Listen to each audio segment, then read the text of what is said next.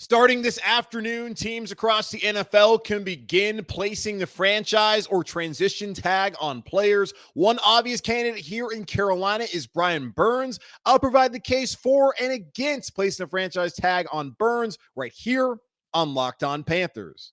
You are Locked On Panthers, your daily Carolina Panthers podcast. Part of the Locked On Podcast Network, your team every day.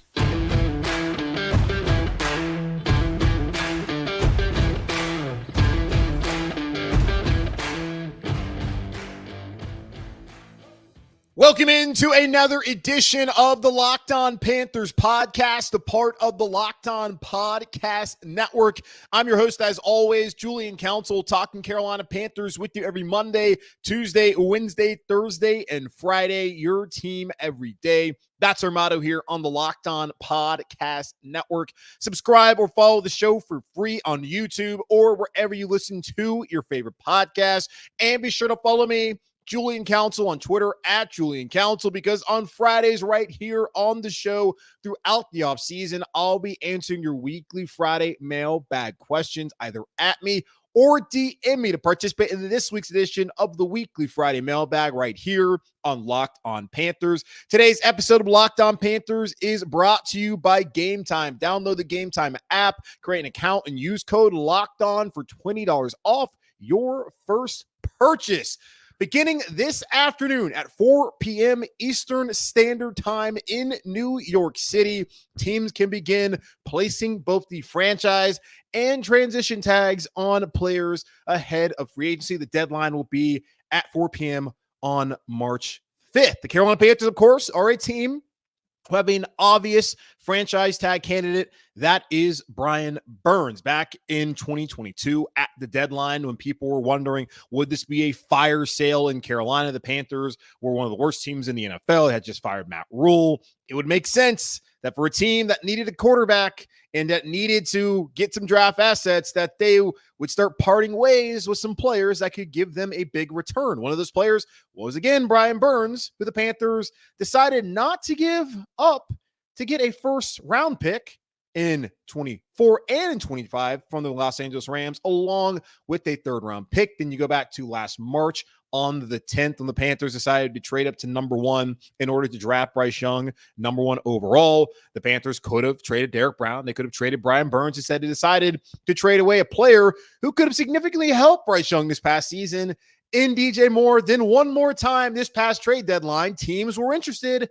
in Brian Burns, and the Panthers said no. So here we are. Brian Burns has not been traded by the Carolina Panthers. They've had multiple opportunities to do so and have not done so. And in the times where they have not traded away, have also not been able to come to terms with a long-term deal, which is a little bit puzzling. If you're not going to trade the man and get some significant draft capital, why has it taken until now and even beyond for you to give him what he wants financially? That is a real question I have for the Carolina Panthers. Either pay him or trade him. There can be no in between. So here today, we're going to talk about the case for and against the Carolina Panthers franchise tagging Brian Burns by 4 p.m.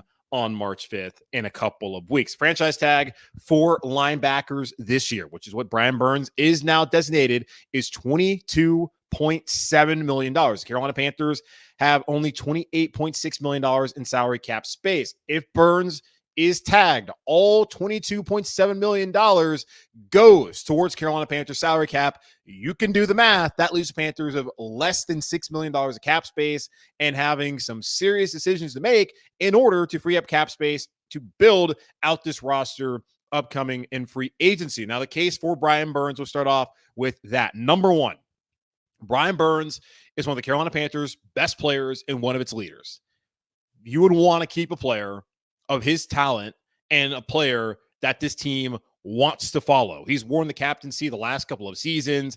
It's very clear that he's respected within that locker room. Despite all the losing, everyone still has respect for Brian Burns, wants to be followed by Brian Burns, and understands that the Panthers are really only going to be as good as with a quarterback, but as good as a guy like Brian Burns allows him to be on the defensive side of the ball. Now, in 2023, Brian Burns did have somewhat of a down season after being a back-to-back Pro Bowler in 21 and in 22, but he had 40 pressures, had 8 sacks last season, 18 quarterback hits at an 11.1 pressure rate. The Athletic, this just goes to show you how he's viewed across the league. We already know how the Rams viewed him, 2 firsts and a third.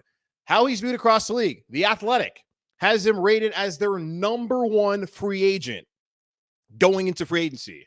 That's how they view Brian Burns, as the number 1 available free agent out there before any tag has been placed and before the new league year starts on March 13th. They view him as the top available free agent upcoming here in March.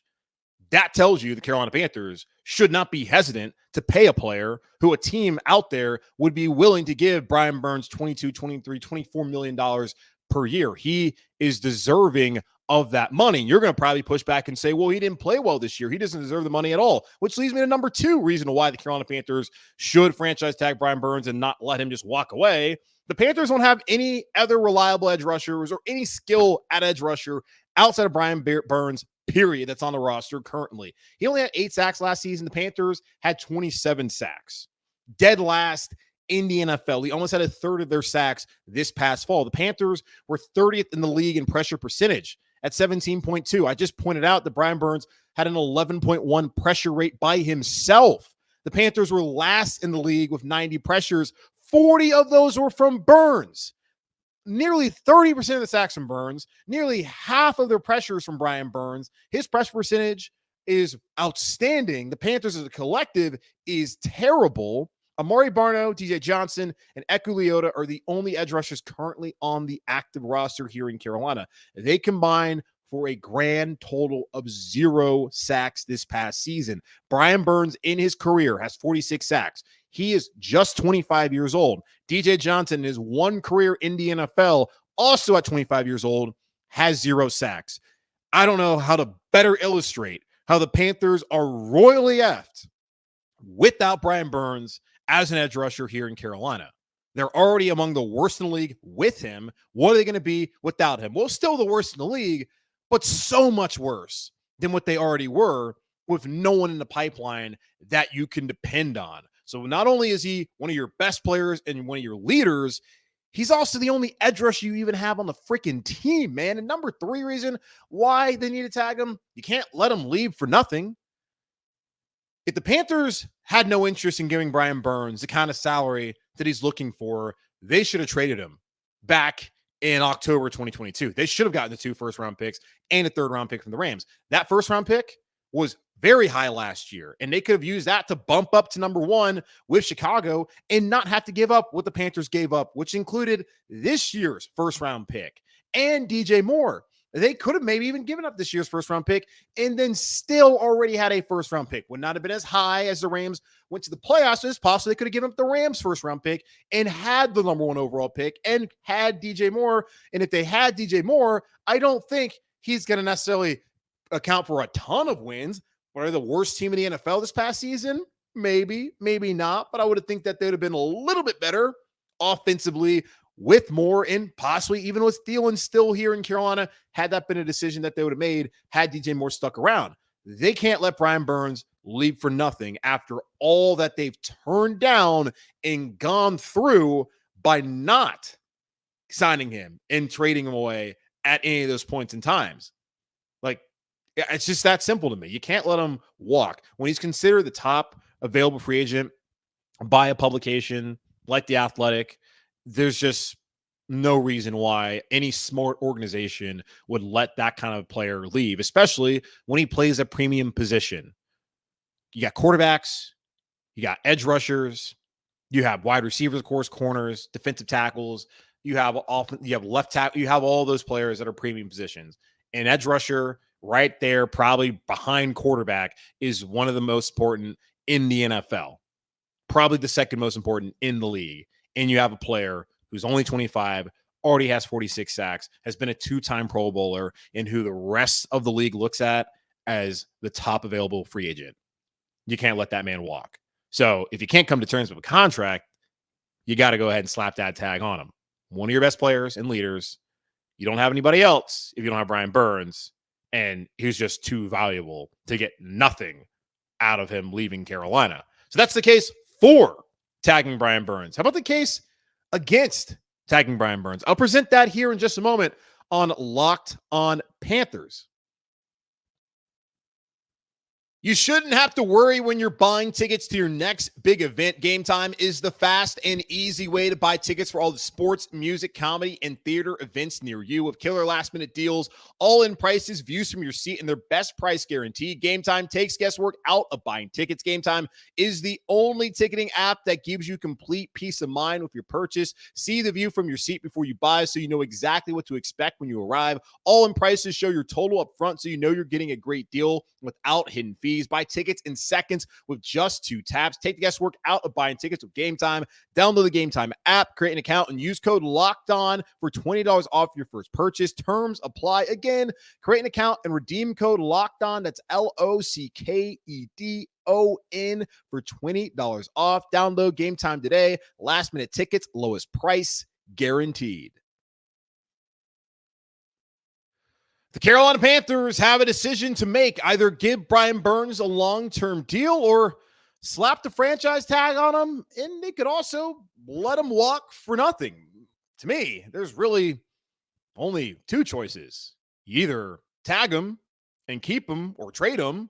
So I guess that's multiple choices, but you either tag him and keep him or you tag him and you trade him. There really isn't any choice other than that, aside from avoiding the franchise tag altogether and paying Brian Burns what he wants. So you can pay him what he wants, or you can tag him, then later on pay him what he wants, or you can tag him, then trade him elsewhere, even though you're unlikely going to get the same return you could have gotten from the Rams, or you can let him go. But you can't let him go. You either tag him or you give him what he wants, and then you can figure things out later as far as the franchise tag if you end up doing that. So there's a case for Brian Burns, which I've already presented.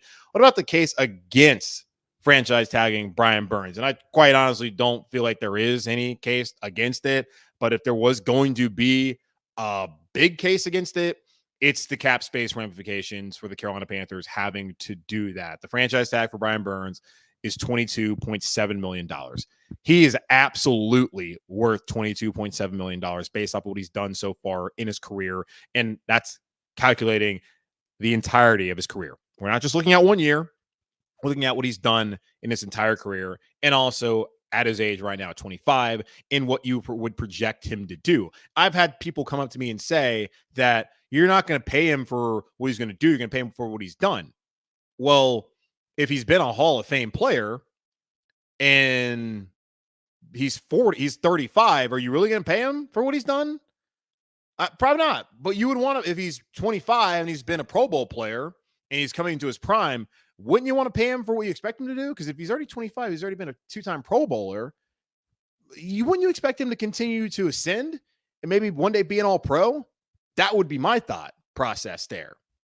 So yes, if he's 25, he's already played at a Hall of Fame level. Yeah, you're going to pay him for what he's done and also what you expect him to do. But you're paying somebody for your expectations of what kind of player they are and what you value them as. And the franchise tag values Brian Burns and his position at $22.7 million in 2024. And The Athletic and many other publications value Brian Burns as one of the top 5 available free agents as we head into this franchise tag period that ends on March 5th at 4 p.m. Eastern Standard Time. The Panthers, though, only have $28.6 million of salary cap space, according to overthecap.com. You can go ahead and do the math. 28.6 minus 22.7 gives the Carolina Panthers not very much cap space at all to go out there and do some of the things that they would like to do, like potentially building the offensive line back over, getting another corner to pair with JC Horn if Dante Jackson is here, or if he's not here, finding a tight end to do anything positive for the Carolina Panthers. Maybe they'll be back in the running back market. I don't know why they would do that. They could go just draft one or hope for more out of the guys that they brought in last year.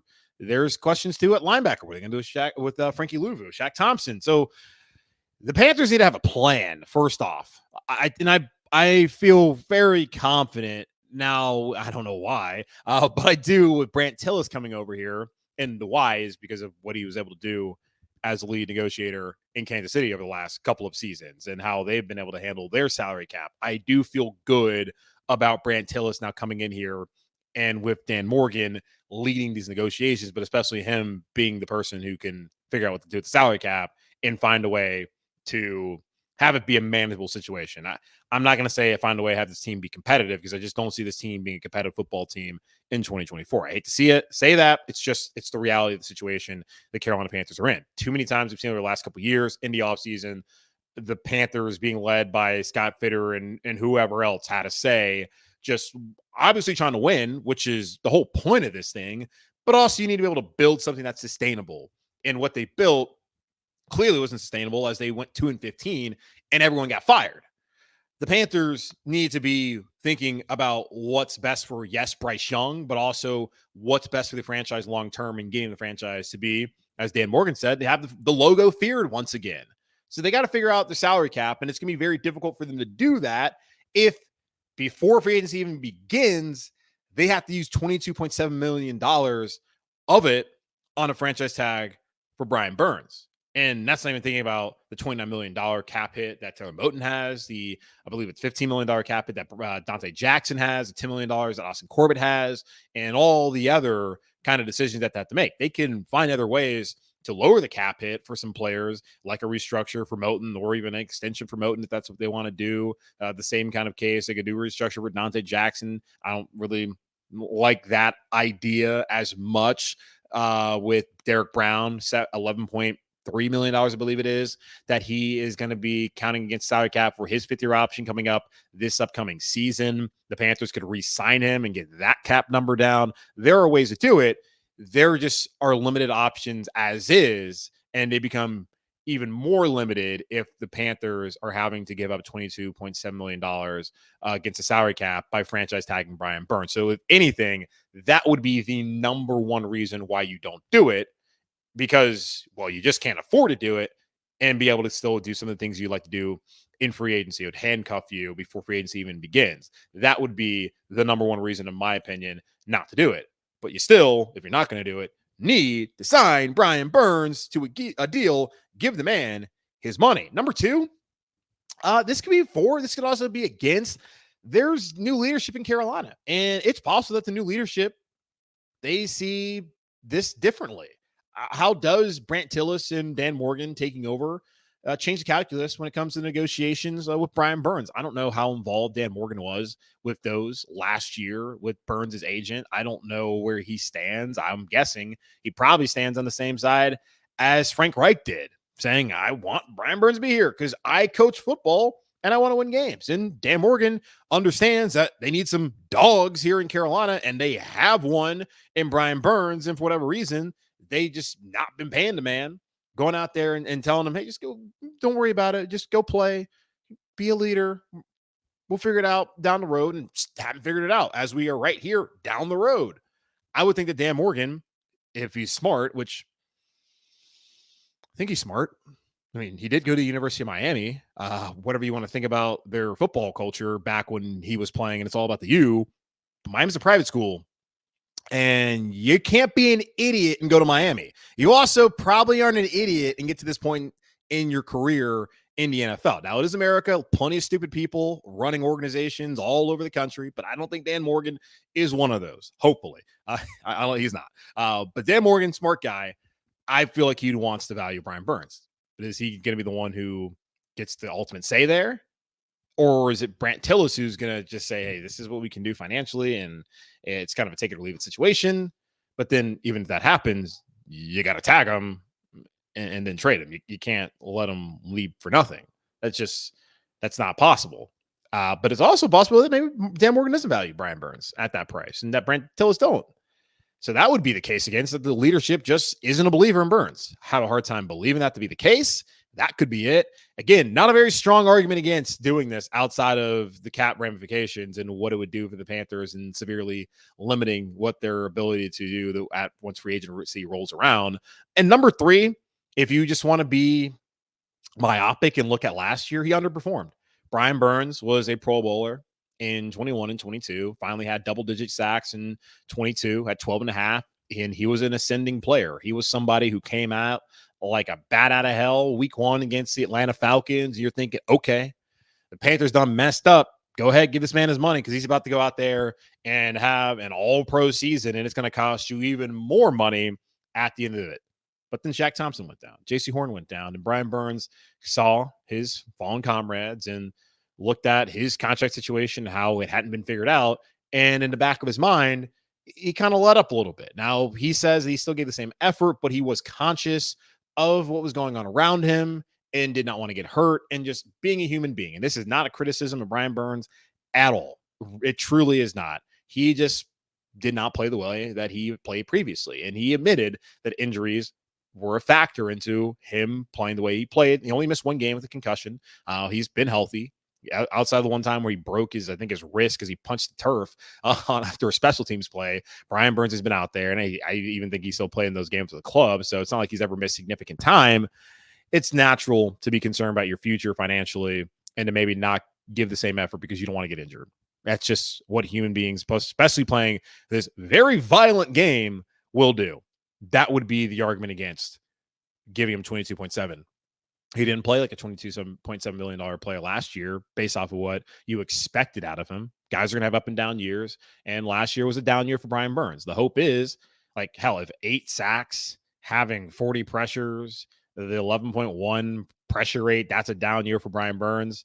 He's probably a doggone good player. That's a down year because that's a career year for a guy like Marquise Haynes, or some of y'all were trying to tell me, oh, yeah, he's going to break out this year. Unfortunately, his back gave out, and we didn't get to see that. God bless him. But, yeah, guys, come on. There's not an argument other than cap space ramifications, and even then, if you're not going to tag him, then you need to give him the money. That's the way I look at it. So will the Carolina Panthers tag Brian Burns? I think it's fairly obvious that they will if they're able to get a long-term deal. But when should we expect that to happen? Talk about that here in just a moment on Locked on Panthers. The wait is almost over. North Carolina FanDuel, America's #1 sportsbook, is coming to our state. On March 11th, we'll finally be able to bet on all our favorite teams in all our favorite sports. With FanDuel, there's tons of ways for you to get in on the action. You can bet on everything from the money line to over-unders to which team will win this year's Tobacco Road rivalry, all on an app that's safe, secure, and super easy to use. Plus, with live betting, you can even pick which player will put up the next bucket and the one after that. See for yourself why FanDuel is America's #1 sportsbook. Just go to FanDuel.com/lockedon so you can be the first to know when FanDuel goes live in North Carolina. That's FanDuel.com/lockedon. Make every moment more with FanDuel. There's only a case for Brian Burns being franchise tagged, in my opinion. The case against Brian Burns is not very strong. The leadership, it has changed in Carolina. I do not think this is a dumb leadership power structure now, with Dan Morgan taking over as president of football operations and as the GM. Brant Till is coming in as the EVP of football operations and taking care of the contracts and the salary cap side of things for the Carolina Panthers. I think that those are two sharp individuals. I still wonder what exactly it was that Dan Morgan was doing the last couple of seasons in Carolina as this worst roster in the NFL is being built, but it's a new opportunity for him. He was not the general manager. Now he's a GM. He's somebody that Tepper, for all of Tepper's flaws, believes in. That a lot of people are building respect to him. We know who he was as a player, and we know that he's also spent a lot of time in Seattle, winning organization, time in Buffalo, and now he's come down to Carolina. He's earned this opportunity. It's not like he just walked in a year ago and stepped into personnel side of football.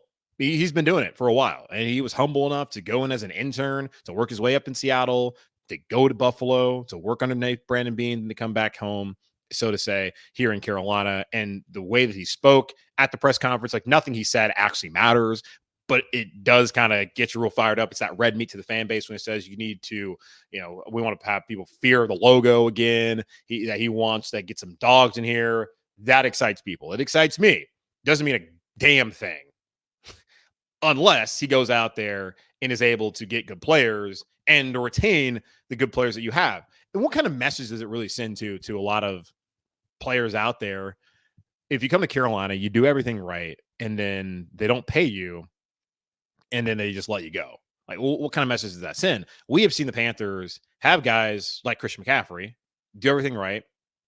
They get paid, but because the team's bad, they got to move on. We've seen the same thing with DJ Moore. Do everything right, get paid. The team's bad, they trade him away. And here we go, Brian Burns, done everything right. Is he going to get paid? Are they going to get rid of him? I want to buck the trend. I want to stop getting rid of the McCaffrey, stop getting rid of the Moores. And at the time, I totally understood, and even now, why they did the deals they did with McCaffrey. If you have one of the highest paid running backs in the NFL, and you're the worst team in the league at that point in time, you're going to get a new head coach. You need to get a quarterback. So you really need to be paying your running back $16 million per year. No, you don't. And it made sense why they did it. Did I love to see Christian McCaffrey leave Carolina? Of course not. But it made sense in itself. Now with DJ Moore, that one didn't make any sense at all. You just traded up to get a quarterback, but then you got rid of the only receiver on the roster that could help him. That does not make sense. I'm tired of seeing good players in Carolina who were drafted in the first round leave Carolina shortly after getting paid, but just leave at all. Keep the good players that you have. And Brian Burns is one of those good players. Someone who has sat here and has gotten his ass kicked for 5 years and still wants to be here. If that were me, and yes, I guess because I'm from here, it might be a little bit different, but even being from here, if I was in his shoes, get me the hell out of Carolina. Don't pay me. That's fine. Let me walk. Let me go play somewhere where I can get what I want and I can go win, because they're probably not going to win next year. And they might not win the year after that. I don't know when they're going to win here in Carolina. But for Brian Burns to still want to be here, through all the coaching staff changes, all the bull that was going on within that organization the last couple of years, that's somebody who needs to be rewarded, not just for his faith and his loyalty, but for his production and also what he's going to do for you in the future. That's why you should pay Brian Burns. So will the Panthers tag him? I think that's probably where it's going to go. I don't think that right at 401, you're going to see a news bulletin that says that the Carolina Panthers have franchise tag Brian Burns. Maybe they do. And if they do that, that clearly demonstrates to me that they have a plan where let's go ahead, let's just franchise tag him, and let's not delay this. Let's go ahead and franchise tag him.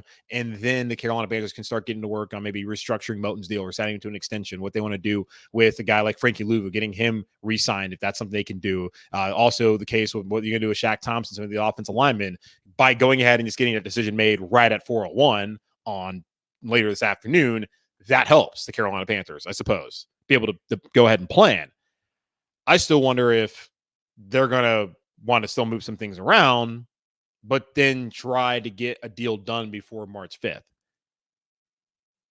Whether a deal gets done or not by March 5th, Brian Burns is going to be a Carolina Panther. They're going to tag him. And then they have until July to figure it out as far as the long-term deal goes. And then if they don't get it done, he's playing on the franchise tag, and we're right back here next year. It really with not the ability to franchise tag him, because it's going to be a ton more money, and there's going to be some serious, even more cap ramifications. I know the Panthers salary cap situation is better right now looking at next year. We haven't gone through free agency yet this year to even know what exactly it's going to be. I just think they need to get it done. It's so obvious to me that this is a guy who should stay here in Carolina, that this is a player that they should want to pay. Just stop messing around, get it done, and keep him around. I have a hard time knowing whether it would be right away that they'll do it, or if it would be right by the deadline that they'll do it. I would think that they probably want to get the deal done, figure out to get a deal done before March 5th. And if they can't, you got to tag them. That gives you an opportunity to keep moving along. And as I mentioned before too, it could make some sense to just go ahead and tag them. And that now allows you to start making the other kind of coinciding moves that you need to do in order to get salary cap space and understand how much space you will have if you're not able to actually come to terms with Brian Burns. Whereas if you waited, then there is about a 2-week delay before you really know where you're at financially. And it's very possible you could have kind of two charts of, okay, if we tag Burns, this is what our plan of action is. If we don't tag Burns right away, this is our plan of action. And if we're never able to get things figured out, this is our plan of action. I'm hoping, and I'm thinking that they have a plan. I hope that that's what the case is in Carolina. Just give the man his money, tag him, but give him his money at the end of the day. All right, that's going to wrap up this edition of the Locked On Panthers podcast, part of the Locked On Podcast Network, hosted by yours truly, Julian Council. Again, y'all, subscribe and follow the show for free on YouTube or wherever you listen to your favorite podcast. And be sure to follow me, Julian Council, on Twitter at Julian Council, where I'll be back here on Friday answering your weekly Friday mailbag questions, either at me or DM me over on Twitter at Julian Council to get those questions into me now. But in the meantime, be safe, be happy, be whole as always and forever. Keep pounding. And I'll talk to y'all on Wednesday.